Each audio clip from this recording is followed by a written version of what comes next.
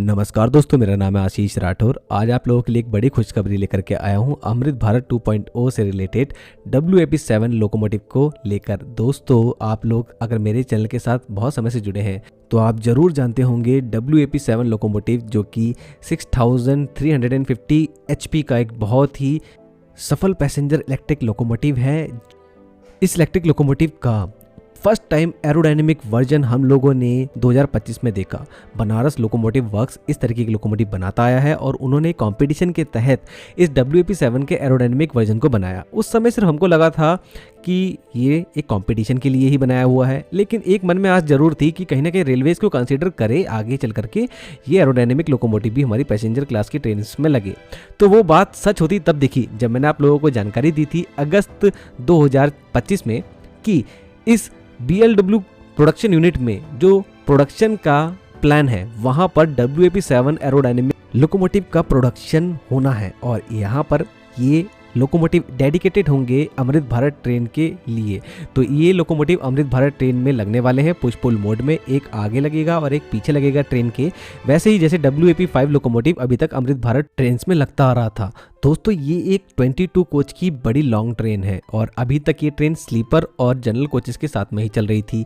तो इस ट्रेन को ले जाना बहुत ज़्यादा ईजी नहीं है ओनली WAP5 लोकोमोटिव के लिए, इसलिए यहाँ पर 2 लोकोमोटिव तो लग ही रहे थे WAP5 एरोडायनेमिक, तो वो काफ़ी अच्छा एक्सेलरेशन इस ट्रेन को दे देते थे।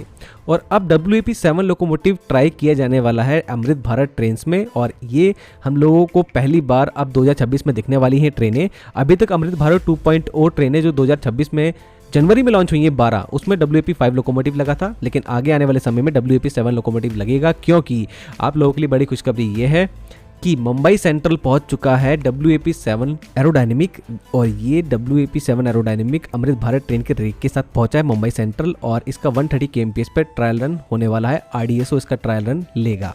ये जानकारी भी हाल ही में मिली है मिड डे की तरफ से। जो जर्नलिस्ट हैं राजेंद्र B अकलेकर जी, आज उन्होंने फोटोज डाली हैं एक्स पर और आप देख सकते हैं WAP7 एरोडायनेमिक यहाँ पर आप लोगों के सामने है और RDSO इसका ट्रायल रन लेने वाला है और मोस्ट प्रोबेबली इसका जो ट्रायल रन है वो अहमदाबाद और मुंबई सेंट्रल सेक्शन में ही होने वाला है, क्योंकि वहां पर 130 kmph पर trial run sleeper Vande Bharat train और वंदे भारत ट्रेन के होते रहे हैं समय समय पर। अब दोस्तों, यहाँ पर आप लोगों को एक इंसाइट और देता हूँ जो कि मैं समझ पा रहा हूँ कि रेलवे क्या सोच रहा है। आगे आने वाले समय में आपको अमृत भारत 3.0 भी दिखने वाली है। हो सकता है कि इसी साल दिख जाए, क्योंकि 15 अगस्त 2025 में यू सुब्बा राव जी, जो कि ICF चेन्नई के GM हैं, उन्होंने जानकारी दी थी कि वो अमृत भारत 3.0 पर काम करना शुरू कर चुके हैं और इस ट्रेन के अंदर कुछ चेंजेस किए जाने हैं और ये एक एडवांस वर्जन होगा अमृत भारत ट्रेन का। इस ट्रेन के अंदर पहली बार AC एयर कंडीशन कोचेस को इंट्रोड्यूस किया जाएगा। अभी तक इसमें ओनली स्लीपर और सेकंड क्लास के कोचेस लगे हुए थे। अब यहाँ पर इस तरीके के लोड के बढ़ जाने के बाद में ट्रेन में जो एनर्जी की रिक्वायरमेंट है वो ज़्यादा होगी। एयर कंडीशन कोचेस को लगातार पावर देने के लिए जनरेटर कार को भी लगाया जाता है, लेकिन इस ट्रेन में अगर जनरेटर कार नहीं लगाई जाएंगी तो उसके जगह वहां पर WAP7 लोकोमोटिव लगाए जाएं तो ज़्यादा बेहतर होगा, क्योंकि ये लोकोमोटिव जो होते हैं HOG टेक्नोलॉजी के साथ में आते हैं, मतलब इनके अंदर होटल लोड कन्वर्टर लगा होता है। यहाँ पर जो OHE के थ्रू इनको इलेक्ट्रिसिटी मिल रही है लोकोमोटिव को, वो अपने लिए तो वो यूज़ करता ही करता है। इसके ट्रांसफार्मर में एक एक्स्ट्रा वाइंडिंग भी मौजूद होती है, जिसके द्वारा यहाँ पर जो इलेक्ट्रिसिटी है वो सीधा रेक में भी ट्रांसफर हो जाती है। ट्रेन के जनरेटर कार की जरूरत नहीं पड़ती है। तो यहाँ पर दोस्तों इस लोकोमोटिव में HOG head on generation technology जो है वो काफ़ी बेहतर रहेगी। 3.0 वर्जन होगा जो अमृत भारत ट्रेन का उसके लिए।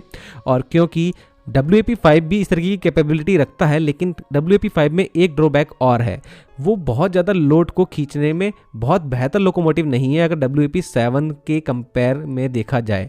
WAP7 अच्छी स्पीड में भी अच्छे लोड को पैसेंजर गाड़ी के खींच सकता है। और क्योंकि इस लोकोमोटिव का व्हील अरेंजमेंट कोको बेस्ड है, मतलब कि 3 एक्सल तो इसमें आगे हैं और 3 एक्सल इस लोकोमोटिव में पीछे हैं, इससे ज़्यादा ट्रैक्टिव एफर्ट जनरेट कर पाता है ये लोकोमोटिव। और अगर WAP5 लोकोमोटिव देखा जाए तो वहां पर ओनली 2 एक्सल आगे हैं और 2 एक्सल पीछे हैं, तो व्हील अरेंजमेंट जो है वो बोबो टाइप है, बहुत ज्यादा बेहतर नहीं है। 12 और 18 कोच से ज्यादा की अगर ट्रेन इसको दी जाती है अकेले खींचने के लिए। हालांकि यहाँ पर पुश पुल मोड में यूज हो रहे हैं, लेकिन हाँ WAP7 हमेशा से ही इस मामले में आगे रहा है और आगे रहेगा। जब भी एक हैवी लोड की ट्रेन जो कि 20 से 24 कोच की होगी उसको अच्छी स्पीड में भी ले जाना हो, जैसे कि 130-140 kmph, तो ये लोकोमोटिव इस मामले में हमेशा बेहतर रहा है। आई होप दोस्तों इसका प्रोडक्शन जो है वो तेजी से हो और आगे आने वाली अमृत भारत ट्रेन में ये लोकोमोटिव आने लगे। जैसे मुझे ट्रायल से रिलेटेड जानकारी मिलेगी आप लोगों को लगातार जानकारी देता रहूंगा। आज के लिए दोस्तों इतना ही। वंदे मातरम, भारत माता की जय।